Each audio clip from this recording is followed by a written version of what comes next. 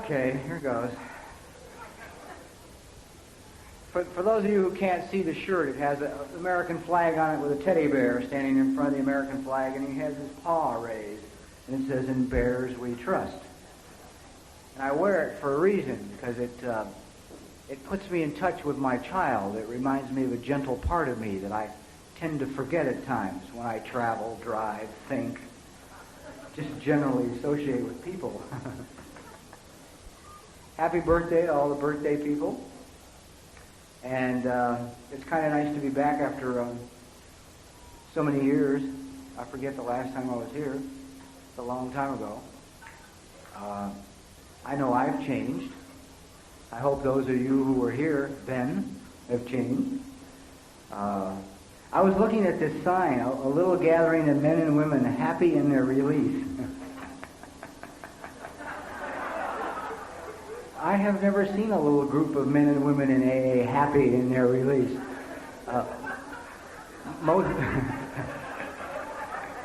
Most release I see is after near death. Anything I want is usually ripped from my bleeding fingertips. For those of you who have heard me talk before or heard my tapes, you've heard me talk for years about the committee. All of the voices in the mind that have generally devoted a great deal of every waking day to trying to destroy me ever since I first got sober. And I'm delighted to report now at 21 years I have gotten down to 4. It's certainly makes life a lot more peaceful, you know, and it's easy to deal with now because each separate part of me has an identity, and an identity that I can cope with. And if you are so insane as I have been in sobriety, where you are able to put chairs in a circle at home and have a meeting alone by yourself, moving from chair to chair, something to do in the middle of the night, you know, when you can't quite sleep. It's a relief to be down to just 4, you know. It's true peace of mind. I'm sure it would scatter some so-called normal people, whatever they may be, but and the 4 are very distinct personalities, and I'll share them because for me it's been a critical part of my recovery. And the first one is the child, who's a little guy in here, and he's very gentle. Good. Silence. And he's a very soft, very fragile little child. He needs great loving care because he never got any when he was small. He grew up in a typical alcoholic household. He had a father who was an alcoholic and a mother who was an extreme neurotic. And he didn't have a chance, you know. I mean, it wasn't really what he asked for, and it's what he got. We'll get into that later. The second personality is an adolescent. I don't know how many of you are in touch with a teenager living inside your somewhat older body, but I can assure you he's a pain in the ass. He's a never-ending source of fun for me. About 3 years ago, I got him a Corvette, right? I said, well, you know, you deserve a Corvette. I'm going to get you a Corvette. You know, you've been pretty good, so I got him a Corvette.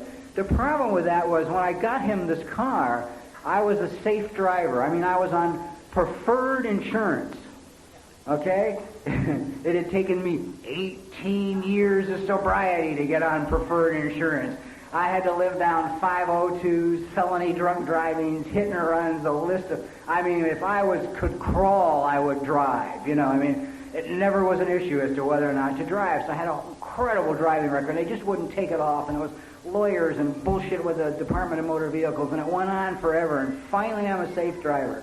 And I got my adolescent a Corvette, and I'm back on assigned risk again. Son of a bitch just kept getting tickets.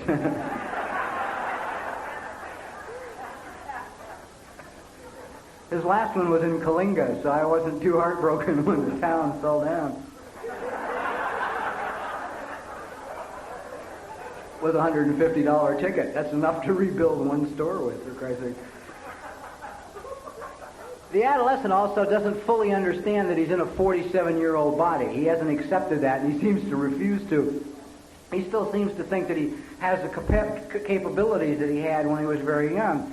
And I discovered, and I started to run back about November, and I discovered in running, I run at a high school sometimes in the morning, and I can tell what kind of day I'm going to have just by what transpires when I run at this high school, see?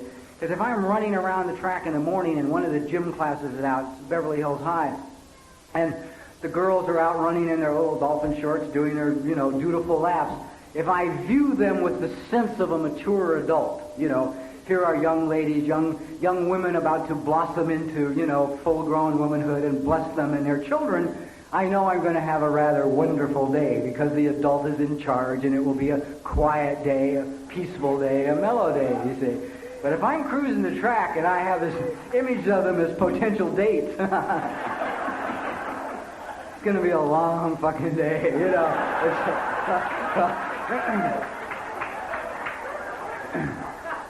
Because the adolescent will give you whiplash, too. The guys understand this. You're driving down the street and the adolescent, he just can't get up. And he doesn't want any responsibility at all. He wants zero responsibility in life. He wants nothing to do with anything that represents responsibility. I think his biggest goal is what it once was and what it always has been. What he really wants to do is find one giant breast encased in a cashmere sweater that he can fondle behind a locker door in the hallway, at school. That's like, he was, you think I like giving this shit up, you're crazy. But I found out if I don't share me, we got nothing going on here. So it's like that's all he's ever wanted, and it still seems to be his sum total goal in life. The third personality is the adult. He and I are relatively new acquaintances. We haven't known each other long at all, actually a few months to be, maybe a year. And I find a very gentle man, a very peaceful, very considerate man, a guy I would like to know. It has affected my life a lot, just getting in touch with this person. Because, see, I've always lived with somebody I hated, me. And that's a tough lifestyle. And I see everybody, most people I know, go through it in sobriety. It is that no self-esteem. It's the self-hatred. It's no use for yourself. And you're stuck because when you go home, the very person you got is you. And we say about the alcoholic and his loneliness. We talk a lot about the loneliness of the alcoholic. And it's true, but one of the things that I've discovered lately is that I spent about 17 years in sobriety totally out of touch with my feelings, okay? I sat in AA meetings and I would listen to people talk. I was 15 years sober, and I'd sit in a meeting and I'd listen to somebody get up and say, well, today I was at work and the boss said, "Roundabout," and it hurt my feelings. And I sat in a meeting and I literally did not know what they meant. My feelings were buried so deep, you couldn't get to them if you wanted to get to them. And I had no comprehension of what these people were talking about. And I used to watch guys, and they'd get all upset over something, and the tears would come, or anger would come, and they'd just really go on. Or I would be in a relationship with a woman, and she'd start to express some feelings, and I'd have to change them for her. It's like, no, you don't feel that way. No. Let me tell you how you feel, I'm going to put you in a frame of reference I can understand, see, because I don't understand my feelings. And then I realized that I had spent the last 4 years getting in touch with my feelings. I understand why the alcoholic is so lonely, see? Because it's like, if you go home alone, and you're not in touch with your feelings, any feelings, when you sit down, nobody's there. I mean, no one is home, just the voices. And they are rather empty, they don't give you any, certainly not a sense of well-being, When's the last time you sat around thinking and this sucker was telling you how good-looking you are and how well your life is going to go, How much happiness and prosperity you're going to enjoy over the next few months once you get over the cancer and get a job.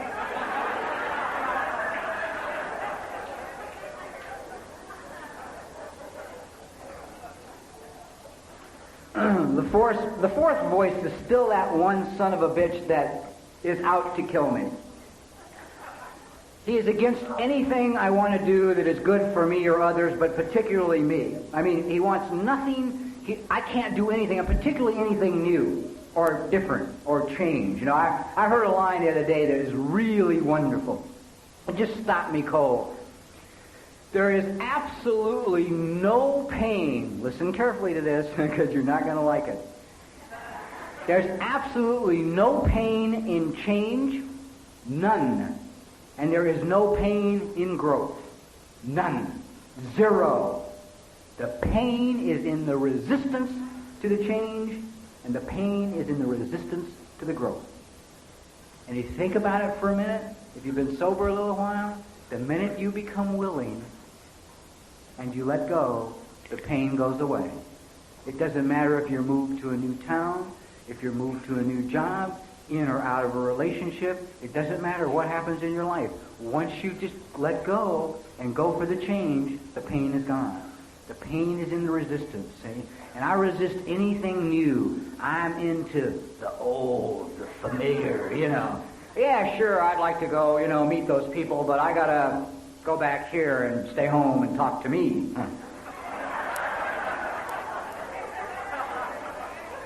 Some of definitely the most worthless conversations I've ever had in my life, you know.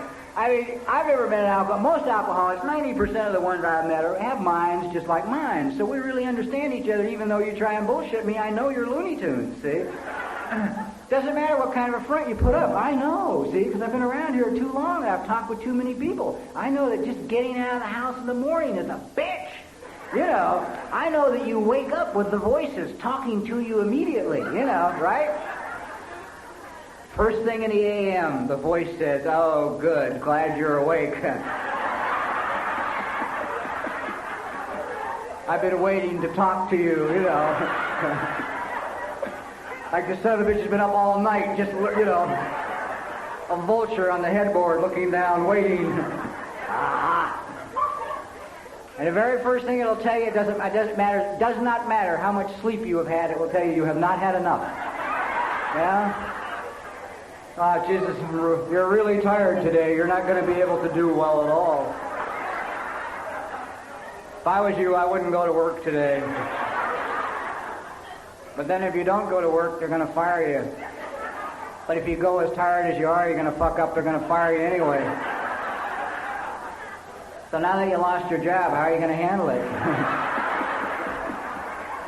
You don't have enough money to last 4 weeks, you know. You're in a lot of trouble, son. You know that bruise down by your knee? That's not a bruise, that's bone cancer. So you've been awake about 7 seconds, you know, right? You're in a sweat, you've lost your goddamn job, you got cancer, you're broke, you know, and people wonder why the alcoholic doesn't jump out of bed and greet the fucking day, you know. You know. Isn't this terrific, you know? One more day of life to live, filled with... I mean, I don't know anybody that wakes up with the voices saying, "Oh, God, cheery morning," you know. We get to go do it all again today. Isn't life wonderful? You know, I still wake up sometimes in a cold sweat. Just total perspiration. The difference is now I know it's all bullshit. See? So they still talk to me. This one negative voice is still there to wish me a good day, you know. But I have learned that probably the single most important thing to living life sober is a term called show up. Okay? So I show up no matter what this says. I've learned that it really lies a lot to me, you see. And I will show up, and I have to show up in little bitty steps, okay? I can't take the show up at work. Screw that. That's too far away, okay? That one can overwhelm me. I mean, I've been told by learned psychiatrists that being easily overwhelmed is part of our disease. It's a nature, part of what's wrong with us. So if I take it that I got to show up at work, I can be really easily overwhelmed. So I pull all that back in and I just show up in front of the mirror and shave, right? If I can get to the mirror and shave, then I can get to the shower. If I can get to the shower, I can get to the closet. Now the closet can be tough sometimes, you know. Picking the shirt can just send you into a cold sweat, you know. 12 shirts later, shit scattered all over the bedroom, you know. Your hair's all messed up, you know. Goddamn. What one do I wear, Going to the firing squad, I got to get, look good when they give me the blindfold. So if I can get past that, then I try and get down in the garage at the car. If I can get in the car, I point the sucker in the general direction of where I work, and I'm off. And if I get there, and I usually will, 99 out of every 100 times, I have ever occasionally drifted off. Once I show up there, it's never as bad as I've been told it's going to be. In fact, usually something wonderful happens. Something I would have missed if I hadn't have gone, which I understand was the goal of my friend here all along, you see. I read a thing in a paper here a while back where a psychiatrist had written a book, and he said that the armchair is the neurotic spaceship.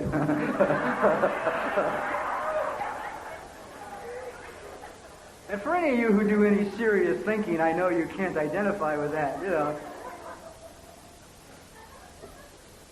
Because the goddamn head never wants to go anywhere. Have you ever noticed that? It never wants to go anywhere. All it wants to do is sit and think, It needs nobody to entertain itself. In fact, it would just soon not have people around because somebody might say something that would force you to look at reality. You're sitting in a goddamn barbecue and it's on fire. Oh, I see, it would rather just work things out, Screw the meeting, I'll solve this one. Sit down, everything will be okay. And the thing I've learned about my head is that it started on day one, my very first meeting of AA. It didn't wait till I had 30 days or 60 days or 90 days or a year. It was waiting in the bushes for day one, you see. When I got here, I weighed about 135 pounds. I weigh about 175 now, so I was about 40 pounds lighter than I am now. You can imagine what a skeleton I look like at 135. I've been living outdoors, so I had reasonably good coloring, I had the clothes on I'd had on for, a few months, and that was my general condition, not too good, and the brains were fried from years of turkey basters filled with narcotics of various assortments and degrees and mixtures. So there was really not a lot left. I just kind of sat around, And through a set of circumstances, Eskimos I call them, I wound up at my first meeting at AA, in this condition, mind you. Sat very carefully in a chair in Altadena, California, had a nice, charming little AA meeting, brought a cup of coffee which was put in front of me on the table that I lapped up like a dog, because I couldn't pick it up because I was like this, And after I got a little coffee in me and I was aware that people were pretty quiet, I ventured to look around the room, get the head off the chest and looked around the room, and my mind says to me, this charming instrument, well, we have sunk to the fucking bottom this time. Right? And it followed that by saying, this is the end of the road. Now, I want to tell you how lethal that is, okay? It sounds innocent enough because most of us aren't thrilled with AA when we arrive. No one I'm acquainted with has greeted this program with open arms, Most of them were sentenced, drugged, beaten, or some otherwise gotten to a meeting. Hated everybody for years and, have just recently in their 15th year of sobriety come to accept it. Maybe they're going to have to stay here. So I don't know anybody that got here happy, but I'll tell you how disastrous that end-of-the-road attitude is, okay? Because in reality, we have in front of us in the 12 steps of Alcoholics Anonymous and the Fellowship of Alcoholics Anonymous, we have got probably the single most powerful self-help program in the world. Okay? Number one, no other program of any kind for any disease, any affliction, physical or mental, enjoys the success rate that AA enjoys, that this program enjoys.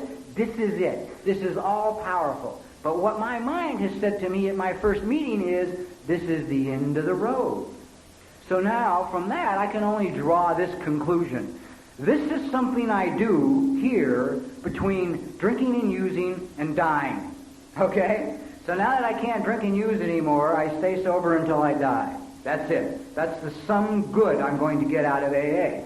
It doesn't tell me that I'm going to have a happy life, a joyous life, that I can so totally change I'll hardly know myself, that I'll become a person I enjoy living with, that life is beautiful and wonderful, that I will be prosperous, that I will have a marvelous career, that everything is going to be outstanding. It has said, you just kind of hang out here until you die, sucker, and then, that's it. Well, how much energy do you put into a program if it's the end of the road?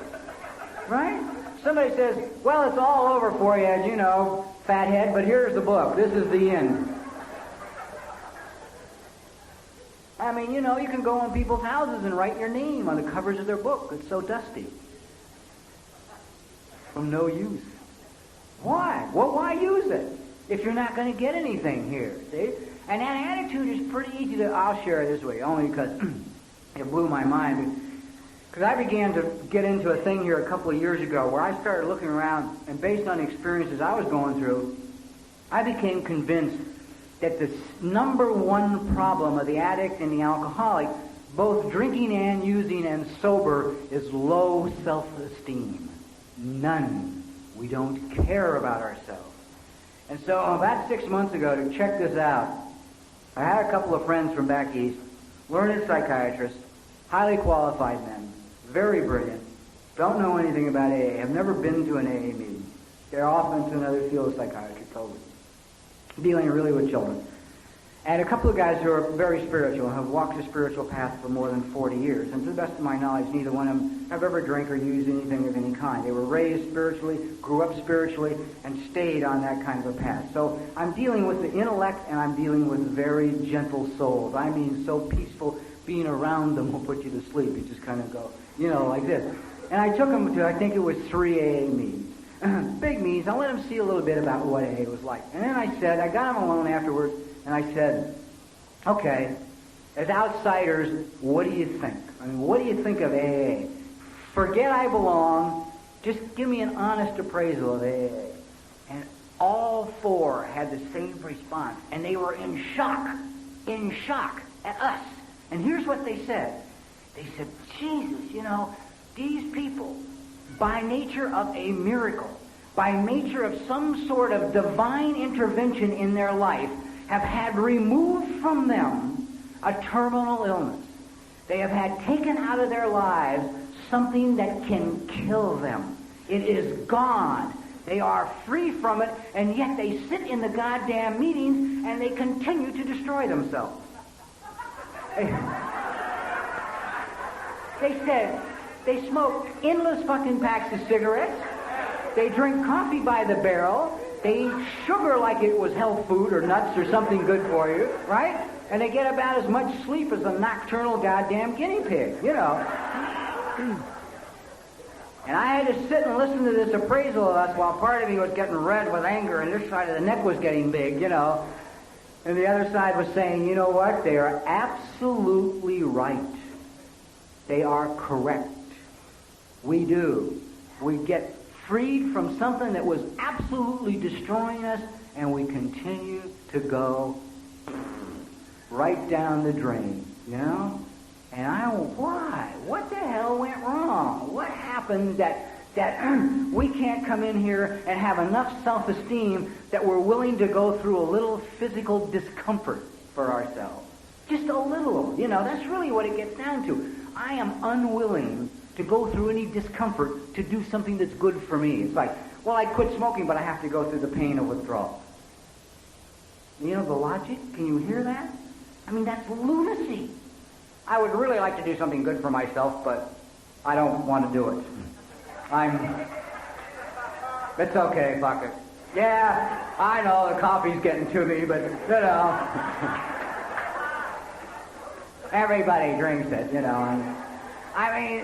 the mind is so weak with the crap it comes up with why we should continue to destroy ourselves, and yet we go for it. And that's the interesting thing. Why do we go for it? Why do we tolerate what the mind says? The thing that got my attention about smoking, I'll share this one, is I was researching a suicide project. And I was at suicide prevention. I was sitting at a table with the people that run it. And I whipped out my Marlboros and lit one up. And it dawned on me there were no ashtrays. And that no one else at this gathering was smoking. And finally, the guy who was at that time the head of the Los Angeles chapter looked at me and said, "We have an official opinion on smoking, cigarette smoking, if you're interested." And before my head could get in there and stop me, I said, "Oh, yeah, what is it, right?" Big mistake. The guy looked at me and said, "Okay," he said, "with all of the scientific information that is in, with all of the technical information that is in, it is now apparent that smoking is lethal, that it is definitely dangerous to your health. Therefore, after studying it, we view smoking as covert suicide. It is a little tiny gun with a little tiny bullet, and every time you light one, you're killing yourself." Now, I left suicide prevention armed with that piece of information, and it fucked my smoking up for a year, you know. And I quit after that. I mean, I couldn't do it anymore. I was so aware. Suddenly, I was aware of what I was doing. Suddenly, somebody had hit me with, "You're killing yourself. Why are you still killing yourself?" Now, let's see if we can find out why I continue to kill me. Because I didn't know any of this. I had, let's see what time. In AA, the first 5 years were a bitch, to say the least. And I will just sum them up by saying at 4 years sober, I had done the very best job I could do with every area of my life, and I was bankrupt through the courts, lost my car, sleeping on a guy's couch, working in a car wash for $1.25 an hour. I had started at $1.35. My hemorrhoids are coming back from years of sitting on concrete in institutions by bouncing in and out off the hot car seats all day long. And I hadn't had a relationship in so long I had forgotten how, you know. I mean, I couldn't even get anybody to go to coffee with me, you know. You cross a line where they won't believe anything you say, you know, because they just see the look in your eyes and they know you're not sincere. So that was my 4 years, you know. I mean, it's generally just a total goddamn disaster. I wouldn't even take a cake. My friends said, "Take a cake." And I said, "Why?" You know. I mean, 12 step calls from central office. The guy had to be sober and have a car so he could pick me up so I could take him to the goddamn meeting, right? So I said, "What the hell am I going to tell the newcomer? Come in here, hang on, give up your drugs and alcohol for 4 years, and you can have all of this." You know. A happy and joyous and free life, right? So they gave me one in the Sunday morning meeting at the Glendale Sanitarium. They figured even my story was hope, you know, because at least I was still outside.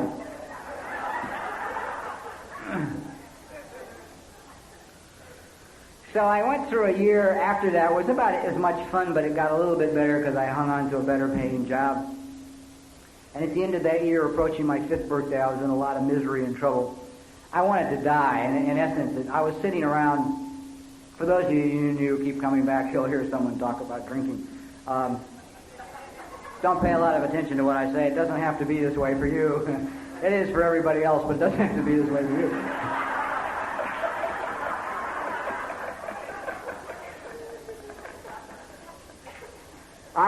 At 5 years, two months prior to my 5th birthday in Alcoholics Anonymous, I wanted to die. I had no desire to for those of you, this sounds like a joke when I say it, and it really isn't, and it's not meant to be, but because for those of you who have been in this kind of depression, you will understand what I mean. The thought of suicide would have been a step up in the depression. It would have been an increased level of awareness, because I didn't have enough left to want to kill myself. I just wanted to sit still and die, right on the spot. You know, screw the impending 5th birthday. I could have cared less for the big nickel. It didn't interest me at all. Death interested me. In fact, I never ever thought about suicide until I got sober.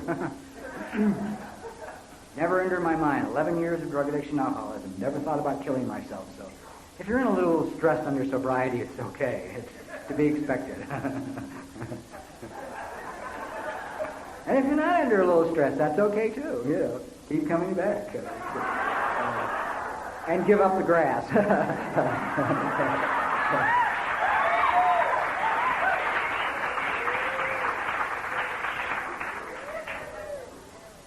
stress will come.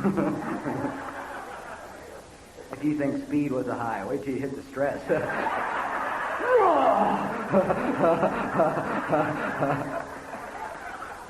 I got to tell you, it'll get your whole body. Misses nothing. And the intensity in the jaws is just as good as it was anyhow. So I sat on this couch of mine in my apartment wanting to die, and I really didn't have a relationship with God. I had tried to get one, but I was very afraid of God because they kept saying God as you understand him, and the only God I understood was the old man who kept score, sitting in the throne with the books. And any idiot knows that we're not even, right? I wasn't even with the state of California. I knew I wasn't even with God. So I figured God is for the good people, and it really doesn't work for those of us who are not that good. And it's like, also somehow, I don't know where I got it, but I had this conception in my mind that in order to get God to work for me, I had to accomplish two things. One was I had to do a lot of penance in sobriety. I had to get good before God would help me. I have no idea how you do that, but that's what I thought I had to do, was get good, and then God would help me. And then the other thing I thought was that I would have to have the proper metaphysical terminology to talk to God. In other words, you couldn't just say, help. It had to be some really flowery spiritual petition for assistance. If when you have a moment, most high deity, would you, whatever, I have no idea. It was another brainstorm of the mind, So anything to keep me from freedom and happiness. So sitting this night in this little apartment of mine, almost 5 years sober, wanting to die, I made probably the single most profound spiritual prayer I have made in the entire time I have been clean and sober, all 21 years. I looked at the ceiling in my apartment and I screamed at the top of my lungs loud enough to draw the attention of the manager and the neighbors, which I've never mentioned before. I just said, God, if you're not there, I am fucked! And then I waited. It's coming in a moment, I know, He won't tolerate that. I know that,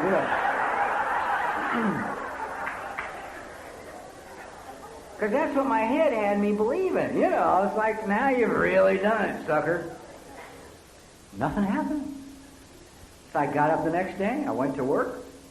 I placed a brand new Allen head wrench into a brand new Allen head bolt, tooled for perfect fit, non-slippage, right? It slipped. I went backwards against one of the furnaces. I was working as a die caster, crushed 2 vertebrae in my back, and I was taken to the emergency hospital. Now I'm laying in the emergency hospital in this little cubicle, and I have these doctors standing around me, talking to me, and they're saying things like, well, you can't lift anything heavy again, and you can't stand for long periods of time, and yada-da, because my back is in terrible shape. I mean, I was totally insane when I was on the streets, and everybody came from behind, So every night I ever got hit with anything, chains, pipes, bullets, they all came in the back, right? The pelvis has been snapped in half, put back together. So generally I'm, and when you see me go tooling out of here to run, you're watching a miracle. So these doctors give me this, prediction of hope, and walk out of this cubicle. And I'm laying there in my mind, this fine-tuned piece of machinery says to me, see, you dumb son of a bitch, last night you surrendered, and today he broke your back. I have been telling you for years to stay away. And so from down inside here somewhere came a new voice. And it said to my head, why don't you shut up? I thought, God, I think I will. I am so tired of listening to those voices. So what I concluded laying there in the emergency hospital was this. I decided that maybe breaking my back was a good deal. Right? There was no evidence to prove it wasn't a good deal. Nothing. So I said, okay, this is God's will. My life is in perfect order. Perfect order. No matter that it doesn't make sense. That has become the single most important prayer of my sobriety. Whenever anything is going on in my life, whether it's I have to face something new, whether things are in turmoil, whether everything's perfect, no matter what's going on, I just get really quiet and I say to myself, my life is in perfect order, even though it doesn't make sense to me. And I find out pardon me, a very interesting thing. If I use that little prayer a half a dozen times a day, anything that isn't in order in my life is immediately corrected. What I need is added, what I don't need is removed, and I am put on a path. Somebody said one time, how do you tell God's will? How do you determine God's will? And the best answer I have ever heard in my life is, you go out the door and start moving, and when you hit a wall, you turn left. It may sound simple, but it's true. It's that simple, okay? So I leave this hospital deciding, okay, my back is broken, I got to wear these goddamn braces and supports and things, and I'm just going to act as if it's okay. I'm going to do what's put in front of me to do. I'm going to file for vocational rehabilitation. I'm going to apply for disability insurance. I'm going to do those things that are put in front of me to do. And I go down and I get my disability insurance and I go to voc rehab, and that becomes a horror story, right? Because they don't know what to do with me. I don't have any education. I have no trade. I have no profession. They want to send me to 4 years at UCLA and make me a psychologist to work with poor suffering alcoholics. And I said, I do that for nothing, and I can't stand school. What are you going to put me in school for? I was fucking crazy in school when I was a kid. I'm not going back now. I can see me on a college campus, right, with the little munchkins. It would have gone really well. So they said, well, we got to find out what you're best suited for. So they gave me a battery of aptitude tests. I took one aptitude test each week for 5 weeks and came out something different each week, okay?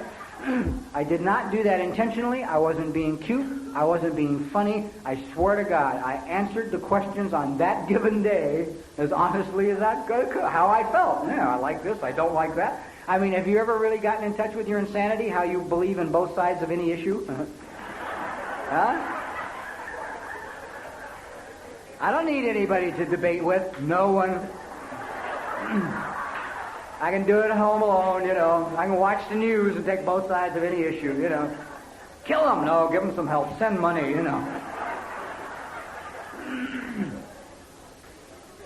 So I had come out things like a forest ranger. I don't camp out and can't stand the outdoors. When I run out of asphalt, I get nervous,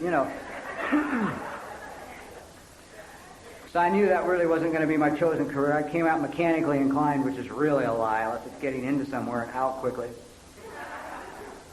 Came out musically inclined, which is even a bigger joke than mechanically inclined.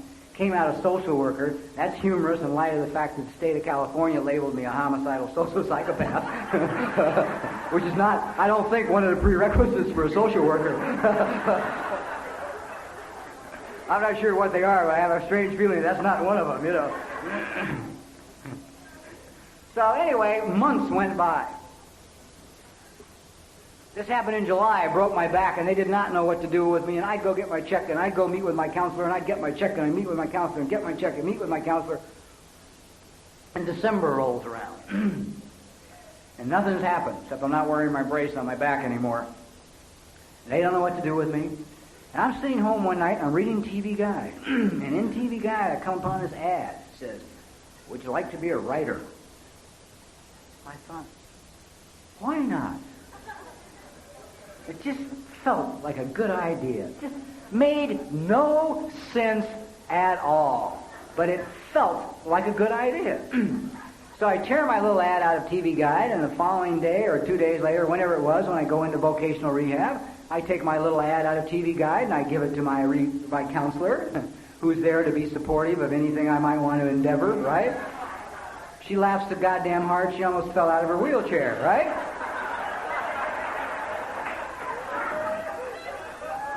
She thought it was hysterical because she knew a lot of things about me, you see. She knew I had a 10th grade education. She knew I had failed English ever since the 4th grade. She had all my applications in front of her. She knew I was a phonetic speller, right? I couldn't spell. She knew I had never read much of anything and didn't write anything very well at all. See? So she sort of thought it was really ludicrous, my little ad about wanting to be a writer. But God, in His infinite wisdom, had even beaten bureaucracy, okay, at their game, because she took the ad in and gave it to her boss. Well, now remember, I signed up for voc rehab in July. This is now December.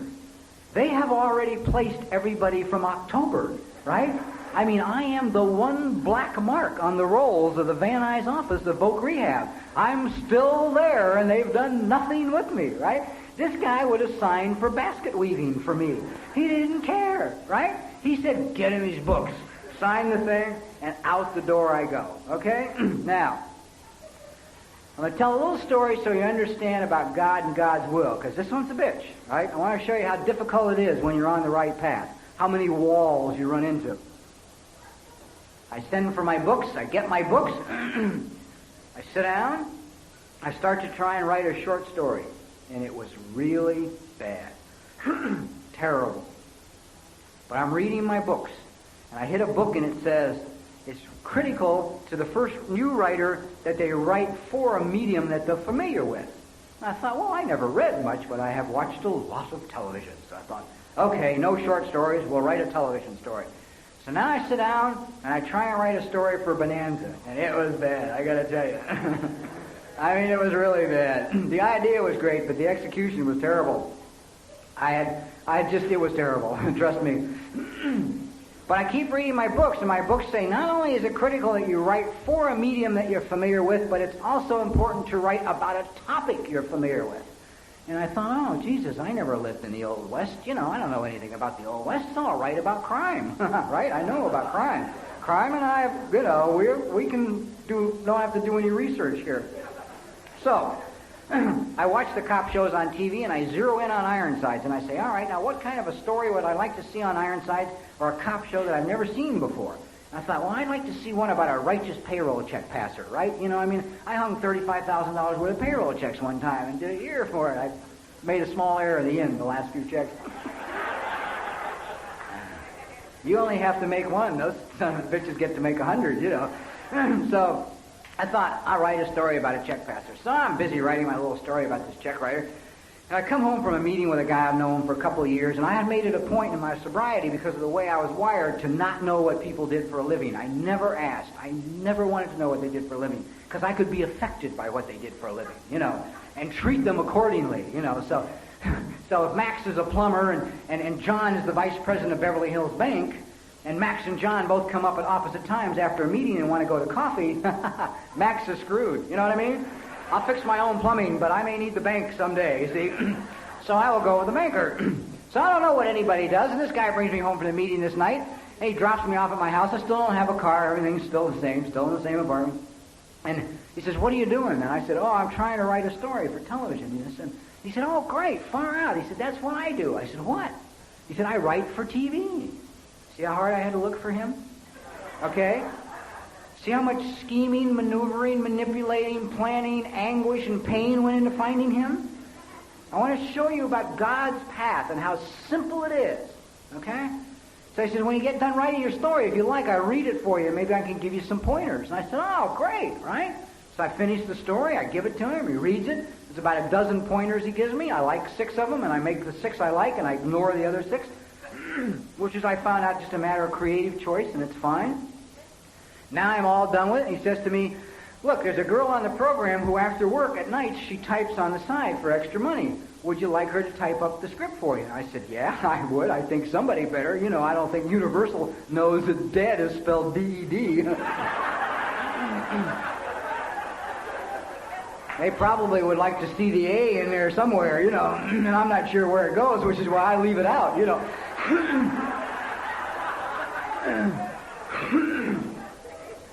I have a dictionary at home for phonetic spellers. It's great. The words are in there phonetically because the dictionary's no goddamn good to you if you can't spell.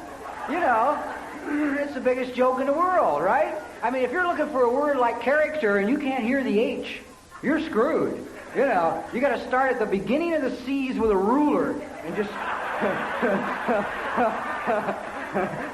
go until you find the words. You know, I got it, right? Maneuvering, manipulating, arranging, and pain went into finding her. The next step in it. So remember, this is a total loser, guys. This is no education, you know, total wiped out, doping, alcoholic, wasted, with zero self-esteem. And the path is being put in front of me. She takes it in, she gives it to her boss, they read it, they like it, they call me in for a meeting. They want to buy it and do the script.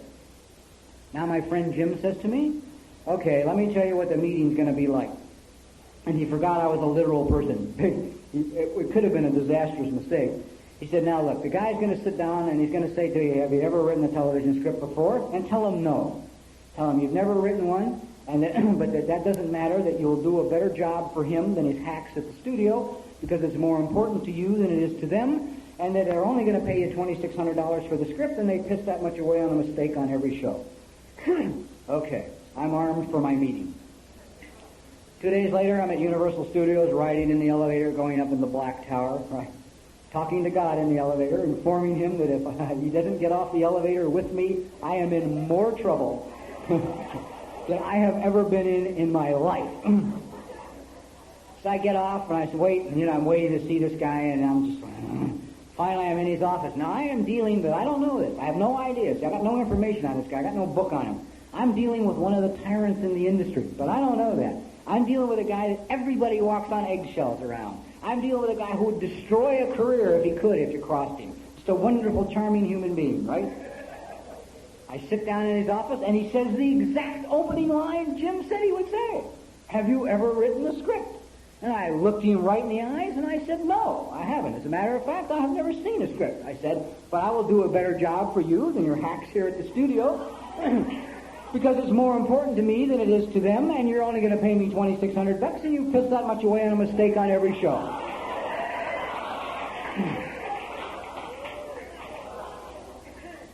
Silence. Right? The longest 5 seconds of my life. And suddenly he starts to laugh. Right? He can't control himself. Nobody has ever talked to him like that. You know? He can't believe this urchin from the street had come in and said, what? You know? So I write the script, and it goes very well, and they like it a lot, and the show gets shot, and they're really kind to me, and they let me hang out for the 6 days with the director, and we get all done, and it's all over, and I go and see it, and he says to me, okay, let's do another show together. Just go home, come back on Wednesday, I think it was, I had like 3 or 4 days, I forget how long. Think of some ideas, come back, and we'll do another show. Well, I mean, this is like seventh heaven. This is like the greatest gift in all of the writers. So I go home, right? Now, all I got to do is come up with a couple of ideas. That's it. That's all, see? And I have here, mounted on my shoulders, a mind that has been talking to me without stopping, right? For 32 goddamn years it hadn't shut up. Not once had it ever gotten quiet. All I want from it now is 2 simple fucking ideas. That's it, right? You know what I get? Silence. I get silence deeper than I've ever been able to achieve in meditation. Nothing. You know. All I want is one idea. Nothing. You know. The only thing it says to me is, well, you've heard about those guys that write one book. You have just written your one TV show. I hope you've enjoyed it, because it's over. Well, comes Wednesday or whenever, and I got nothing. No idea at all. I literally don't have an idea. I've watched TV to look for ideas to steal. I mean, anything I could do, anything if I could go in with ideas, my career is over, you understand? But I learned one thing: show up. Right? So I showed up in front of the mirror, and I showed up in the shower, and I showed up in the closet, and I showed up in the car, and I showed up at Universal Studios. And I ride in the elevator one more time, and I walk into this guy's office, and I know I am just about to have the single most humiliating experience of my life. And I sit down in his office in the chair. He says, well, you got any ideas, for a show? And I go, well, it's been, he says, well, look, never mind. He said, I've got an idea. He said, we've not been on the air long enough now, and we're a strong enough television show. He said, I feel we have some responsibilities. And he said, I think as part of our responsibilities, he said, it's time for us to do a really serious look at drug addiction and the upper middle class teenager. And he says that to me, and I sit there and think, why the fuck couldn't I think of that? I'm the dope fiend, for Christ's sakes. I got this straight arrow sitting there in a goddamn chair giving me my whole life history, right? So I say to him, yeah, great idea, See how hard I had to look for the idea? See how much scheming had to go in? I mean, I got to tell you, man, when you're trucking on the path, it falls. And when you're not, it doesn't. Okay? So anyway, I said, look, here's what we got to talk about. We got to talk about, right? Just bomb it on it.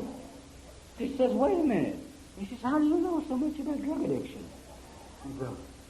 I mean, we all do this, but I won't judge you by it. I have a number of instances in my life where my mouth goes and I really wish it wouldn't, you know?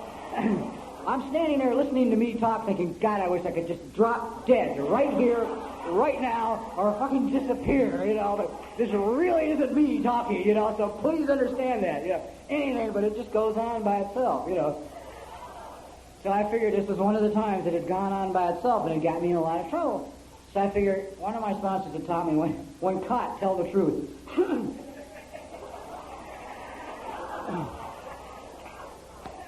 So I was caught, right? So I said, well, look, I said, I'm a drug addict and alcoholic, and I drank and used for 11 years, and I've been clean and sober for a little over 5 years through the combined programs of Narcotics Anonymous and Alcoholics Anonymous. He says, oh, that's great. And he goes right back to talking about the story.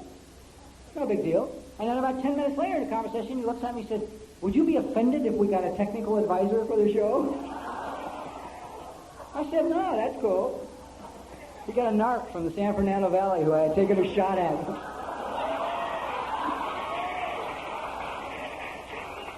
We pretended the other did not exist for the whole show. We only said 2 lines to each other, right? I said, oh, still a cop, huh? He said, still alive, huh? We never spoke again. I was the writer when he was the technical advisor. It was interesting. He hadn't learned to forgive and forget. So anyway, we did the show and it came out very well. Now we truck on down the high road of life, and I go through life's experiences, a couple of marriages. I fall deeply in love with a woman who was probably the greatest lady I've ever known. And 4 months after we were married, we got married, she died, which was a bitch of an experience. But I stuffed the grief at the time, and I put it aside to relive last December, which I may or may not get to. But anyway, some of others' life experiences go on, and I keep working as a writer, and the career keeps going okay for me. But I don't have enough self-esteem to deal with money. I mean, I had a way of dealing with money, which was spend it. It came in, I spent it. It didn't matter how much came in, I found I could spend it really easy. It wasn't difficult at all. So that whenever I was done with a project, I was always done and broke. I kept myself in that constant state of anxiety. It was like I didn't deserve to have a little peace of mind. I didn't deserve to have some security of any kind. I just stayed right on the scale. So one day, about 16 years sober, I guess. I don't remember. Right in there, I had a friend of mine come visit me at the studio. He was sober about as long as I was. But he's one of these guys that's not cool. You know what I mean? He gets excited over anything. He's gotten in touch with his child and his adolescent and his adult, and he's having a good time out there. He doesn't know that it's supposed to be miserable. He doesn't understand that you're supposed to look good at all costs. He has fun instead. Participates in life. He's the one that dropped the line on me that life is what's happening while you're busy making plans. So he comes to the studio to visit me, and he's never been to a motion picture studio. Well, I might as well have had a 10-year-old, right? I mean, this guy goes nuts, okay? I mean, he's, wow, oh, God, look, and screaming and shouting and carrying on. He'd see a star walking along, he'd say, oh, that's what's her name? God, I love her, man. She's great. You know, I just want to hide somewhere, you know.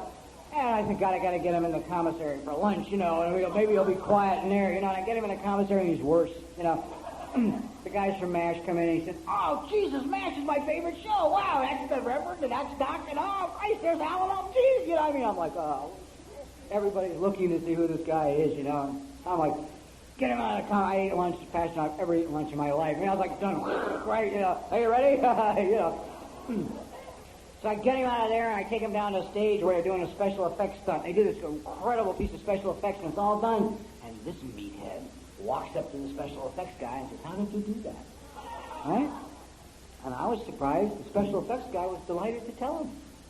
He says, oh, well, we did that. He was thrilled to have somebody else. He got all done. Now I knew how. See, I didn't know how they did it either because I never asked, you know. I never asked because looking good is, you don't ask and look good, you know what I mean? So looking good is more important than knowledge. Fuck knowledge when you can look good, you know. Why learn anything, you know? So finally I get him out of the studio, gone. And I'm sitting in my office, and I'm uncomfortable, and I'm angry. And I think, this son of a bitch just had more fun with my career in 4 hours than I have had in 10 years. He got more enjoyment, more pleasure, more laughter, more thrills, and more excitement out of my career in one afternoon than I had gotten the entire time I had been in it. Because I couldn't let myself feel anything that was going on. I always was listening to the mind. I drove into the studio every morning expecting my parking place to be gone, you know. No more sign that I had ever been there, right? Your job is over, Robert. Goodbye. I never drove in. In fact, I was here one time. I came over here and spent 3 weeks, and I had, just before I left, I had to write a script in a hurry for a show. I had 4 days to do it. So I did the script in 4 days, turned it in the studio, jumped on a plane, and came to Honolulu, right? I figured I didn't even want to be around. So I was staying with a friend. I've been here maybe 3-4 days. We come home from the beach one day, and there's a letter in the mailbox. I'd given them a phone number and address where they could get me, and there's a letter in the mailbox from the producers, right? Now I'm standing in the driveway holding this letter, and I'm thinking, oh, Jesus, right? I mean, I'm like any good alcoholic, I'm reading through the envelope.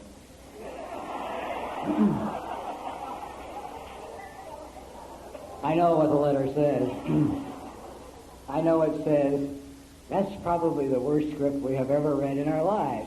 Not only will you not write for this show or this studio again, if we have anything to say about it, you'll never write in this town again. I mean, I know what it says. I'm sitting there reading it through the envelope. And a girl with me finally makes this idiotic suggestion. She says, why don't you open it? So I open the envelope, and the letter says, it's from the producers of the show, and it says, we wanted to take time out to tell you this has got to be one of the 2 finest scripts that have ever been written for this show. And because you dealt with it with such sensitivity and such love, it was interesting enough it was a Starsky and Hutch, it was about his girlfriend dying. It said, so that was close to home. They said, because you handled it with such delicacy, we're not going to rush it to production. We will wait till you return from Hawaii to make the necessary changes, and then we will shoot it with the care and the attention that it deserves. My immediate response to that was, well, at least they aren't pissed off. Okay? Now that's sad. That is so tragic, it's unbelievable.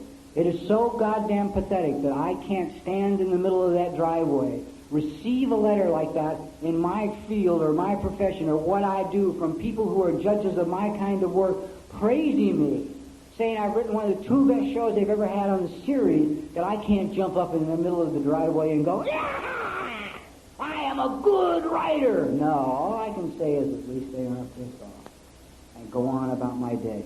Well, this kind of attitude led to continuing discomfort, to say the least. So when I rolled into year 17, I had reached a point where I had done it as good as I could do it with this program. I had written all the inventories I could write. I had worked all the steps I could work. I had spoke all the times I could speak. I'd donned all the institutions I could go to. I had done everything I could do with this goddamn program, and I was still, something was wrong, man. A piece of me was missing, and I didn't understand what these people meant when they talked about feelings, because I didn't know what the hell they were. So a friend of mine suggested to me, perhaps I should see a therapist. And I said, I think that's an outstanding idea. I shall do it immediately. Because I had watched somebody I know go through it, and I watched the changes, and I thought, God, if they can help her, they can help anybody. It was really true. So I went to her, I said, who is your therapist? And she said, so-and-so. I said, great, I'm going tomorrow. Give me the number, I will call. And, you'll hear a lot of bullshit in AA about therapy. And if you're in it or thinking about going, anybody, just give them this. I don't give a fuck if they're 30 years sober. Bill Wilson was in therapy, needed it critically at 4 years of sobriety. He was in therapy for 16 years. So let's not hear any bullshit, guys. It's in the book, and I'll be delighted to show it to anyone who would like to take me on over the issue of therapy after this meeting. Just bring me a big book and AA Comes of Age, and we'll sit down and discuss it. So anyhow, because I think it's criminal that we try and keep any kind of tool from anybody, because that's all it is a tool. It's another tool, and it's a tool I needed desperately. Really needed desperately. At 17 years, I don't think if I found it, I wouldn't be here tonight. So I sit down with this therapist for our first meeting, this lady, because I'd had a lot of relationships had gone in the toilet. And I figured I might as well get a woman for a therapist. Maybe I'll learn something here. And she says, well, tell me a little bit about yourself. Start with your childhood and just fill me in, right? So I said, well, you know, when I was 15 years of age, they threw me out of Maine Arts High School. And I had discovered the wonderful world of drugs and alcohol. And I drank and used for 11 years, dealt narcotics, and just generally, you know, terrorized the streets until I was 26, and I came to AA, and I've been clean and sober for 17 years. She looked at me, and she said, no. She said, wait a minute. She said, I said, start with your childhood. She said, your childhood you weren't born at 15 years of age. I said, well, I don't remember my childhood. I don't remember anything back past 15 years of age. And she got that great look that the learners get when they know they've got, you know, a ripe one, right? Like, you know, I can write a paper on this sucker, you know. And so she said, well, I think it'll probably be beneficial for you and for me if we can discover what went on back there, right? And I had always thought, what has that got to do with anything? You know, I'm here today, I'm clean and sober today. Being a kid's got nothing to do with what I'm going through today. Did that keep me in misery for a long time. And the reason I never thought anything about it, although I probably have written 130 goddamn inventories, is I took all my inventories with my sponsors, all of whom also can't remember back past 15 years of age, right? So it didn't seem strange to them. It was fine. It's exactly where their life started at 15. Oh, yeah, all right. You know, nobody ever said what happened when you were 4 or 2 or 3 or 8 or 10, 12. You know, what was adolescence like? You know, I chose not to even experience it. You know, I went for morphine instead. So, that's true. How the hell do you advise an adolescent about their adolescence when we've all lived ours, you know, at 30, 40 years of age? So anyway, this lady and I go to work on finding out what the hell happened back there when I was a kid. To sum it up, to not bore you with the details, I can say that my parents were smart enough to never get a dog. You see, because they knew a dog would be too much work. So they had a kid instead. I was blessed. I was chosen to experience all that they had experienced. Now, in AA, what we hear around here, which is really interesting, is people say, well, you got to forgive your mom and dad. They did the best job they could with the information they had. I heard that when I was in AA, and I said, yeah, great. Mom and dad did the best job they could with the information they had. Forgave them. Went right on destroying me, keeping myself in, you know, continuous self-destruction, no self-esteem, just screwing up my life, meaningless relationships, not experiencing feelings. 17 years of sobriety, but half of it was half dead, right? But I forgave them, see? Because they did the best job they could. Well, let's talk about the job they did for a minute, because it's critical. It is absolutely critical to me. I started to try and run and get into running about 2.5 years ago. And I got caught up with guys that ran a lot faster than I did. They all qualified for Boston. I had no business being with them, but they were intense alcoholics, and they also didn't have enough sense to let me be. So I spent a lot of time tired and blistered and injured or asleep, or just generally it wasn't going well. I was having a lot of trouble with my feet, needless to say, with this body I've got. I have my own gait. And I had 3 different pairs of shoes being neurotic, one for each surface, you know, one for asphalt, one for dirt, one for grass, right? What can you do with a neurotic, you know? And it's got a lot of personalities, you have to buy them shoes. So, it's like raising a family, you know. You go out in the morning, come on, kids, let's go run, you know. So, I'm running with this one guy one morning. He said, look, what you got to do is you got to go see this podiatrist in Long Beach. he will make for you a pair of things called orthotics. These orthotics, in essence, are going to balance out your foot stripe, and they'll make every pair of shoes identical. So when you go from one pair to the other, you're not going to have this terrible blistering problem you have. And the guy's a marathoner himself. He understands. Well, I was living in Santa Monica, you know, and Long Beach is a long way from Santa Monica. So I said, screw it. I'm going to go over here to Century City. It's closer. All right? Listen carefully, because this is incredible what we will do to ourselves. So I go over to Century City. I mean, why go to the best when Century City is closer? So I go over to Century City, and I go to this podiatrist in Century City, and I said, well, I'm trying to run, and I need orthotics made, yada, yada. He says, oh, I don't make them. He said, but I have a girl who's going to be in the practice with me in a month. She makes them. I said, oh, okay, great. I'll wait. So I waited. Now, normally, under any other circumstances other than something good for me, I guess, the minute he says, no, I don't make them, I would have understood that was a wall, right? I had just hit a wall, and the best thing I can do now is turn left and keep going. I wait right here at the wall. You know. I'll wait for her. It's okay, you know. Fuck life. I'll just stay here, you know.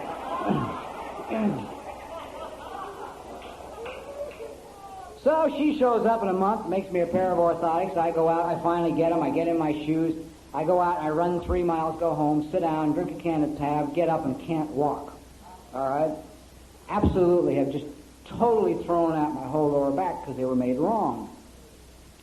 Now I'm out trying to run with this back limping down the path, and my friends, again, being supportive, say, look, you gotta go over to Pasadena, man. The best sports medicine doctors in Southern California are in Pasadena.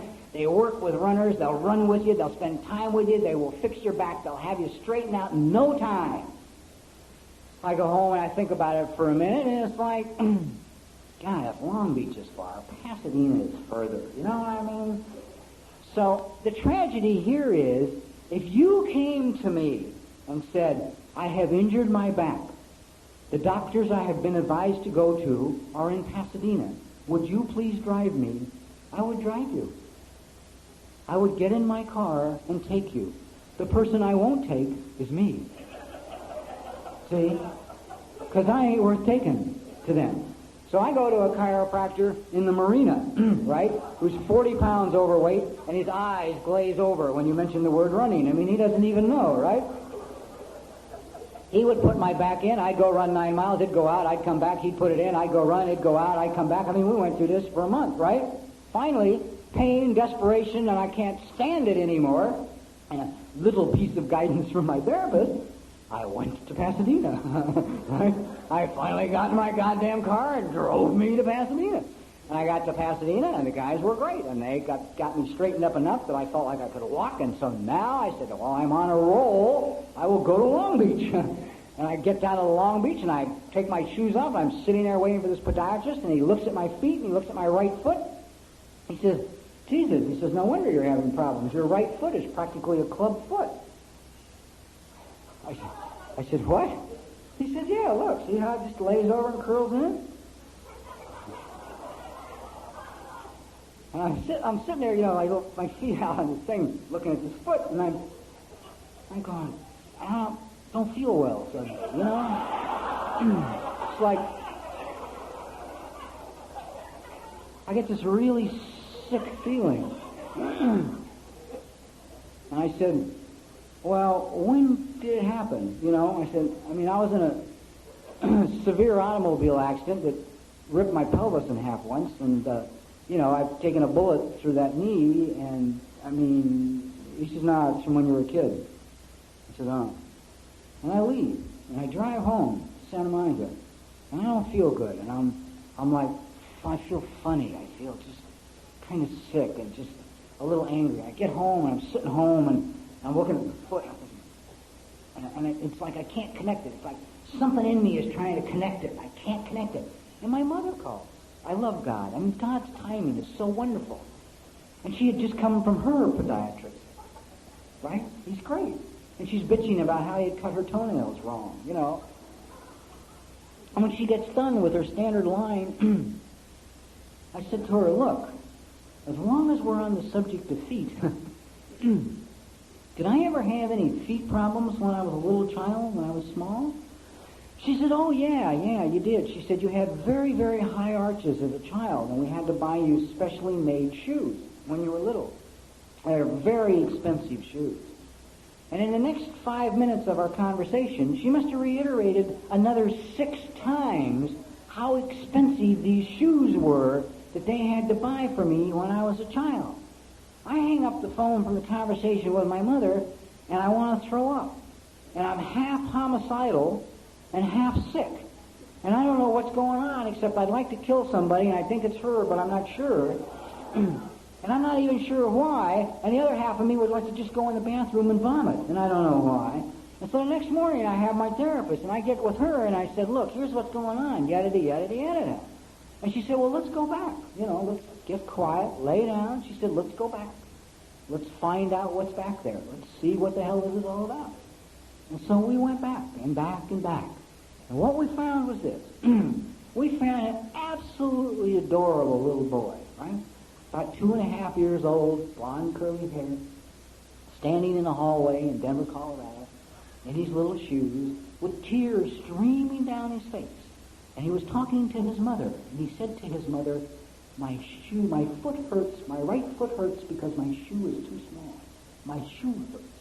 And his mother is saying to him, shh, not too loud. Your father might hear you, and he will be very angry if we have to spend more money on your shoes.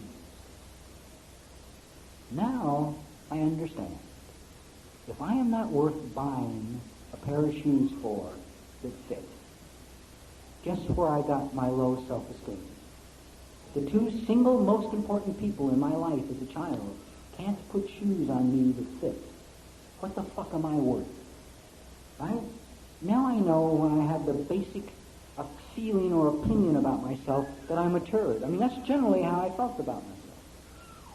So, what I've learned is this, which is really interesting. It's very true. I will stand here today. I still have, my father's dead. Disease killed him. I still have a lot of difficulty with my mother. I mean, I can 90 minutes is tops. 91 and I'm ready to kill her, right? So I go visit for 90 minutes once every 6 months maybe, and I'm gone. Because that's the best I can do right now. But yeah, I will honestly say this. My mother and my father did the very best job they could do. They put on to me exactly what was done to them. They did to me what was done to them. They couldn't have done it any better on a bet. They had only X amount of information, and they raised me with X amount of information. But that's only half the issue, guys. That's just half of it. And if we look at just that half, we're in a lot of trouble, see? Because that's one half. They did the best job they could. The other half is over here. The reality is they did a rotten fucking job. An absolutely horrible job. A criminal job. Okay? And if I just look at this half, I start thinking I'm wrong and they're right. Okay? The best example of this I know of recently was a while back. A gal on the program was celebrating her first birthday. And her mother, who's also on the program, is 4 years sober, called her. Listen carefully to this conversation. Her mother says to her on the phone, look, the only thing I can give you at this time in your life right now is to tell you that I am fully aware that I am responsible for the majority of the problems that you have in your life today. I understand I am responsible. And she said, but for your sake, please understand, you are responsible for the solutions to those problems. And that's what we're here. And that's what we're about here. You know? I had no desire to turn out the way I turned out. Man, it wasn't my idea to run the fucking streets with guns trying to kill people, because I know a lot of people like to meet my mother. You know. They'd like to discuss what happened to them with her, you know. You raised an angry child, dear. Then somebody gave him a gun. What has come out of all this awareness? What has come back going back into the childhood and find out I was raised in a house that could only accept silence. No wonder I didn't know my goddamn feelings, right? I'm raised in a house with a totally neurotic woman, an alcoholic father who never was sober, ever, and they never raised their voices. The only thing permissible in my house was silence. Silence was golden. If I didn't talk, didn't feel, especially didn't express any feeling, no emotional highs or lows. I mean, don't laugh loud and don't cry. Just, no wonder I went to drugs. Every time feelings would start to come up, every time I start to feel anything, I went for the, let's stop this shit, let's get it down here, level where I can deal with it. Because I wasn't allowed to express anything. I wasn't allowed to be happy, or I was never allowed to be a kid. I'm 47 years old. I got to be a kid today. I brought a teddy bear with me on the trip. He's in my room. You're welcome to meet him after the meeting if you want. My bears give me a sense of my child loves bears, so I let my child have bears. He's a great bear. You'd like it. Has a little Hawaiian shirt on and white shorts. He's called an aloha bear, right? I had all these bears on the bed. I have one bear who's my oldest. He's 6 years old, and he travels with me all the time. His name is just Bear. I don't have a lot of imagination for a writer. And Bear always travels with me. So I'm getting ready to come to Hawaii. I've got this little Hawaiian bear who's never been to Hawaii, see? And the little Hawaiian bear wants to come to Hawaii so he can be real. I mean, he can be official once he's been here. He can really be an aloha bear. But I got Bear who, always goes, see? So I have to deal with them. When I finally explained to Bear there wasn't enough room for both of them in the suitcase, it was okay, see? Because Bear has been to Hawaii before. That's my child, see? And I have to allow that in my life today. Yeah, I work in a major motion picture studio where they pay me an awesome amount of money for what I do, and I have a great deal of respect for who I am. And, oh, yes, Mr. Earl, and I go home and talk to my bears. I have 2 bears on my desk, and nobody says anything. They figure, oh, hey, let him have his bears, He's not hurting anybody, screw it. So that's the gentleness. I forgot where I was. I got in my bears. Oh. The results of all. The results of all this is I have learned that I didn't have it coming. I did not have it coming. Nothing that transpired when I was a child did I deserve. None of it. None of it. Didn't ask for it. No child deserves it, and it shouldn't have happened to me. So now that little piece of information has set me free to be me, see? Because I have not liked me for the 17 years I was sober before I started therapy. People used to say, well, go home and look in the mirror and say, I love you. And I would go home and look in the mirror and say, oh, fuck you. Some endearing phrase, but I couldn't say I love you. That's a shitheel here. Let's not be ridiculous, talk like that to jerks, I mean, that's how I thought. That's how true. I think about it. If anybody on this planet said to you what you say to you about you, you would kill them. If anybody talked to you or put you down and constantly got in your way, like you get in your own way, like you put yourself down, I'm too thin, I'm too fat, this isn't right theology, it's never, man, no, you're never just okay, You're never, because it's always, if you don't have any self-esteem, you can't be okay, because you're always trying to, like my parents were always worried about what people thought. Jesus Christ. Take that one to the grave with you, So the thing that I have discovered is that I'm okay, see? And out of all that has come, we talk a lot about AA, about the newcomer as the most important person in the room, okay? Yeah, my opinion is, and this is just my opinion, the newcomer is the most important person in the room if you view AA like a furnace that needs coals to keep it going. You know what I mean? Because whether you can accept this or not, the single most important person in this room sits in your chair. There is nobody in this room, I don't care if they got 30 fucking seconds of sobriety, that's more important than you are. Nobody. Because if you don't take care of you, you're not going to we're not going to be here to have a program for the newcomers anyway. And by taking care of me, I am a better example each and every day of the power of this program and what you can have here, of what is available. And it's not by my, I had a conversation with a friend. Okay.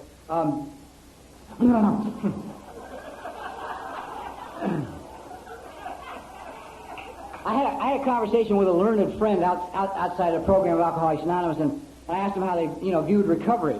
And they said, well, what they see is, and they have know a lot about the program. They said, what they see is when the person first comes into AA, they are rescued.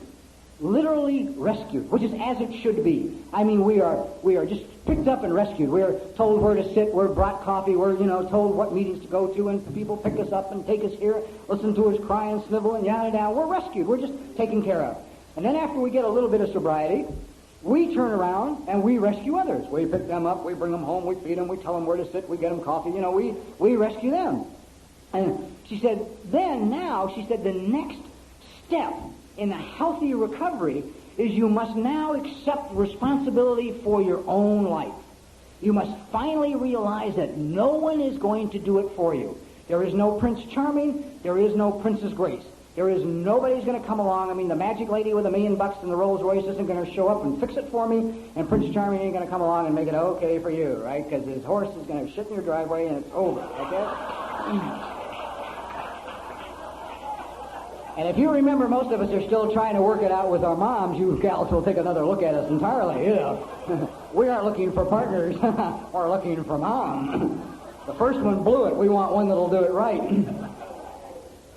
So she says, you accept responsibility for your own life, and from that point on, what you have to offer is you can tell anyone how you got to where you are and hope that they can take and follow those same steps, but you can't do it for them. And she said, I see the most common pattern I see, she said, is people in the program get caught up in the rescuing.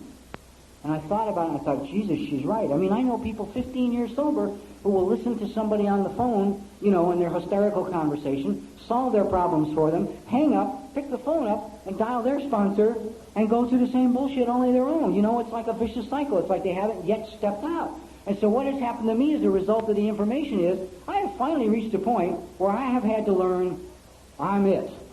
I'm all I've got. And the interesting thing I've discovered by arriving is that if I'm okay, I'm really a good guy.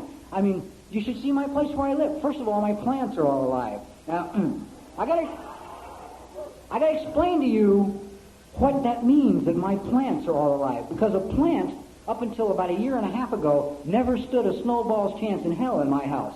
If you gave me a plant, it was sentenced to die, okay? Because a plant required water, and water meant attention, giving something to something else. And if I can't give to me, I can't give to something else. So everything always died. I had a baby bring me this great fern one time, big, beautiful fern, on my birthday. And I said, oh, God, a fucking plant. He said, oh, you're fun to give things to, But I knew it was going to die, and it did, see? Now my plants are all alive, but I'm not well yet, because I got a couple of them. One of them's gotten so big it needs a new pot, right? I mean, they're healthy. And I looked at this plant that needed a new pot one day. I broke myself up. I looked at it, and my mind is saying, Jesus Christ, what do you want now? I watered you every goddamn day, took care of you, now you want more, Now you want a new pot. Jesus, Is it not enough? I have a lot of conversations with myself in the mirror because I like me, okay? And I now walk by a mirror a lot of times, and I will catch my impression as I walk by a mirror, and I will wink, or I will smile. Right. Yes, definitely. It is such a trip. And when I'm home alone now, someone is there. Because there's a lot of feelings going on. I may be sitting on the couch and for no explainable reason start to cry. Sadness will just overcome me. But I never allowed myself that before in sobriety. I'd be walking through the house and suddenly I'd feel sad, and the mind would say, what do you feel sad about? Jesus, I don't know. Well, you're not working much of a program if you feel sad. Oh, okay, then I don't feel sad. I really feel good. That's why we have so many tense people telling people they feel okay at meetings. How do you feel? I feel good. Fine, no problem. Just a little chink in my neck.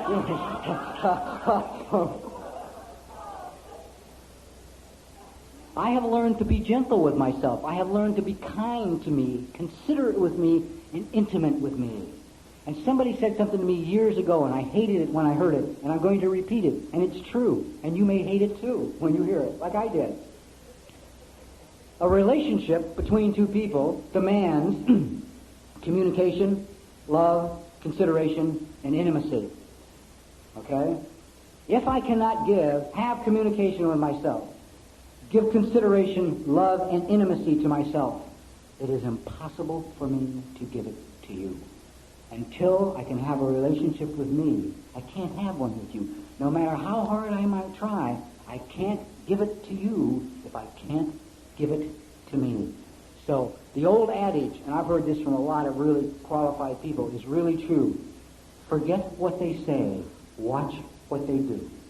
If you're contemplating anything new with anybody, watch what they do. How do they treat themselves? Because that's how you're going to be treated. Some point, that's exactly how you're going to be treated. So it's like, today, the fact that I will drive me to Long Beach, that I will take me out and run me, that I have eliminated Jesus from my life, what? Everything. I've eliminated beef and pork and sugar and salt and coffee and diet sodas and cigarettes, and the list goes on, you know. Water is about the only thing I drink. And I'm you know, you can see how unhappy I am. I hope to come back here in December and run the marathon. You know. God and I and a bear will come. And we'll see what happens. It's like, it's okay. I guess what I'm trying to say, what I'm trying to share with you is all the experiences I have. So you know it's okay. You don't have to sit around here and judge yourself. I mean, you can look at the job that your folks did and say, God, you know what? They really fucked up. You know, they really didn't do well. Because I spend a lot of time with people now in a program. And friends of mine and I, we start to talk about it. And the childhoods that I have shared and listened to from them are absolutely horrendous. Horrendous. And the emotional damage that's done is lethal. One of my best friends, his mother walked around the apartment for 3 weeks saying, you and your father are the biggest problems in my life. If you people weren't in my life, I would be okay. And at the end of 3 weeks, she took her life using the gas stove with him in the apartment. Okay? I have a good friend whose mother walked in the middle of the night drunk when he was 6 years old and poured a pail of garbage on him and said, this is what you are. Garbage. I have friends that have been beaten until they were hospitalized and have their bones bent still today. And we try and walk around like that doesn't matter. It matters a lot. Because it's off of that is exactly how you take care of yourself today. And I got to tell you something. The same thing applies to you that applies to me. You didn't do anything to deserve it. Nothing. You're really okay. You're the best person in the world. And you're the single most important person in your life. And man, I got to tell you, if I can start taking care of me and loving me and caring about me and having a really dynamite life, you can do the same thing for yourself. God bless you.